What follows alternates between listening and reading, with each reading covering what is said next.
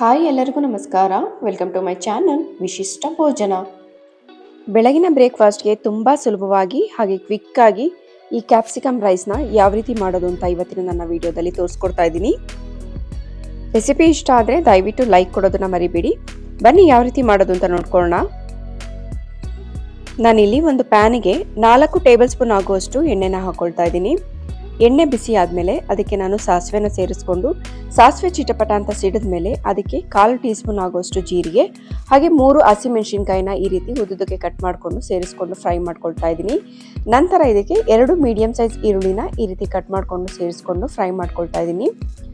ಈರುಳ್ಳಿ ಸ್ವಲ್ಪ ಕೆಂಪಗಾಗೋವರೆಗೂ colour change ಆಗೋವರೆಗೂ ಚೆನ್ನಾಗಿ ಫ್ರೈ ಮಾಡ್ಕೊಳ್ಳಿ. ನೋಡಿ, ಇಷ್ಟು ಕಲರ್ ಚೇಂಜ್ ಆದಮೇಲೆ ಇದಕ್ಕೆ ನಾನು ಅರ್ಧ ಟೀ ಸ್ಪೂನ್ ಆಗುವಷ್ಟು ಶುಂಠಿ ಬೆಳ್ಳುಳ್ಳಿ ಪೇಸ್ಟನ್ನ ಹಾಕೊಂಡು ಶುಂಠಿ ಬೆಳ್ಳುಳ್ಳಿ ಪೇಸ್ಟಲ್ಲಿರುವಂಥ ಹಸಿ ವಾಸನೆ ಹೋಗೋವರೆಗೂ ಹಾಗೆ ಈರುಳ್ಳಿನೂ ಇನ್ನೂ ಸ್ವಲ್ಪ ಚೆನ್ನಾಗಿ ಕೆಂಪಗಾಗೋವರೆಗೂ ಫ್ರೈ ಮಾಡ್ಕೊಳ್ತಾ ಇದ್ದೀನಿ. ನಂತರ ಇದಕ್ಕೆ 1 ಮೀಡಿಯಂ ಸೈಜ್ ಆಪಲ್ ಟೊಮೊಟೊನ ಈ ರೀತಿ ಕಟ್ ಮಾಡಿಕೊಂಡು ಸೇರಿಸ್ಕೊಳ್ತಾ ಇದ್ದೀನಿ. ಹಾಗೆ ರುಚಿಗೆ ತಕ್ಕಷ್ಟು ಉಪ್ಪನ್ನ ಸೇರಿಸಿ ಟೊಮೆಟೊ ಮೆತ್ತಗಾಗೋವರೆಗೂ ಚೆನ್ನಾಗಿ ಬೇಯಿಸ್ಕೊಳ್ಳೋಣ.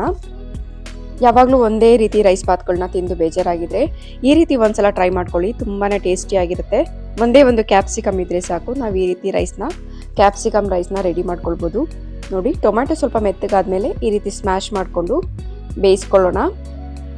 ಆಗಿದೆ. ಇವಾಗ 1 ಮೀಡಿಯಂ ಸೈಜ್ ಕ್ಯಾಪ್ಸಿಕಮ್ನ ಈ ರೀತಿ ಸಣ್ಣದಾಗಿ ಕಟ್ ಮಾಡಿಕೊಂಡು ಸೇರಿಸ್ಕೊಳ್ತಾ ಇದ್ದೀನಿ. ಕ್ಯಾಪ್ಸಿಕಮ್ನ ಸ್ವಲ್ಪ ಎಣ್ಣೆಯಲ್ಲಿ ಚೆನ್ನಾಗಿ ಫ್ರೈ ಮಾಡಿಕೊಂಡು ಬೇಯಿಸ್ಕೊಳ್ಳೋಣ. ಈಗ ಇದಕ್ಕೆ ಅರ್ಧ ಟೀ ಸ್ಪೂನ್ ಆಗುವಷ್ಟು ಅರಿಶಿನ, ಅರ್ಧ ಟೀ ಸ್ಪೂನ್ ಅಚ್ಚ ಖಾರದ ಪುಡಿ, ಅರ್ಧ ಟೀ ಸ್ಪೂನ್ ಧನಿಯಾ ಪುಡಿ ಹಾಗೆ 1/4 ಟೀ ಸ್ಪೂನ್ ಆಗುವಷ್ಟು ಗರಂ ಮಸಾಲಾನ ಸೇರಿಸ್ಕೊಂಡು ಒಂದ್ಸಲ ಚೆನ್ನಾಗಿ ಮಿಕ್ಸ್ ಮಾಡಿ ಬೇಯಿಸ್ಕೊಳ್ತಾ ಇದ್ದೀನಿ. ಈ ಮಸಾಲೆ ಎಲ್ಲ ಚೆನ್ನಾಗಿ ಹೊಂದ್ಕೊಳ್ಳೋ ಹಾಗೆ ಬೇಯಿಸ್ಕೊಳ್ಳೋಣ. ಕ್ಯಾಪ್ಸಿಕಮ್ ಬೇಯೋವರೆಗೂ ಹಾಗೆ ಮಸಾಲೆ ಎಲ್ಲ ಚೆನ್ನಾಗಿ ಹೊಂದ್ಕೊಳ್ಳೋ ಹಾಗೆ ಬೇಯಿಸ್ಕೊಂಡು ನೋಡಿ, ಈ ರೀತಿ ಸುತ್ತಲೂ ಎಣ್ಣೆ ಬಿಡೋವರೆಗೂ ಚೆನ್ನಾಗಿ ಬೇಯಿಸ್ಕೊಳ್ಳೋಣ. ಇವಾಗ ಇದಕ್ಕೆ ನಾನು ಹುರಿದಿಟ್ಕೊಂಡಿರುವಂಥ ಕಡಲೆ ಬೀಜದ ಪುಡಿನ ಹಾಕೊಳ್ತಾ ಇದ್ದೀನಿ. ಹಾಗೆ ಸ್ವಲ್ಪ ಕೊತ್ತಂಬರಿ ಸೊಪ್ಪನ್ನ ಸೇರಿಸ್ಕೊಂಡು ಮಿಕ್ಸ್ ಮಾಡ್ಕೊಳ್ತಾ ಇದ್ದೀನಿ. ನೋಡಿ, ಈ ರೀತಿ ಚೆನ್ನಾಗಿ ಮಿಕ್ಸ್ ಮಾಡಿಕೊಂಡು 1 ನಿಮಿಷ ಇದನ್ನ ಬೇಯಿಸ್ಕೊಂಡ್ರೆ ಸಾಕು.